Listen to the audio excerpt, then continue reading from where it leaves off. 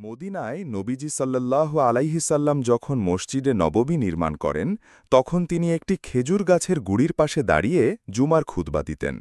সাহাবায়ে কেরাম বসে শুনতেন। পরবর্তীতে একজন মহিলা একটি মিম্বর ৩ ধাপের কাঠের মঞ্চ বানিয়ে দিলে নবীজি সাল্লাল্লাহু আলাইহিসাল্লাম খেজুর গাছ ছেড়ে সেই মিম্বরে উঠে খুতবা দেয়া শুরু করেন। নবীজি সাল্লাল্লাহু আলাইহিসাল্লাম যখন নতুন মিম্বরে উঠলেন তখন সেই পুরাতন খেজুর গাছের খুঁটি থেকে একটি শিশুর মতো করুণ কান্না শোনা যেতে লাগল। পুরো মসজিদ কান্নার শব্দে কাঁপছিল। সাহাবীরা হতবাক।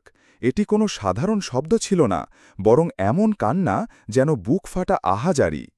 রাসূলুল্লাহ সাল্লাল্লাহু আলাইহিসাল্লাম মিম্বর থেকে নেমে গিয়ে গাছের গুড়িকে বুকে জড়িয়ে ধরেন, আর তখনই সেই কান্না থেমে যায়, যেমন করে মা শিশুকে বুকে নিয়ে শান্ত করে। রাসূল সাল্লাল্লাহু বলেন, এ গাছটি আমার জিকির থেকে বঞ্চিত হবার কষ্টে কাঁদছে। সহিহ বুখারী।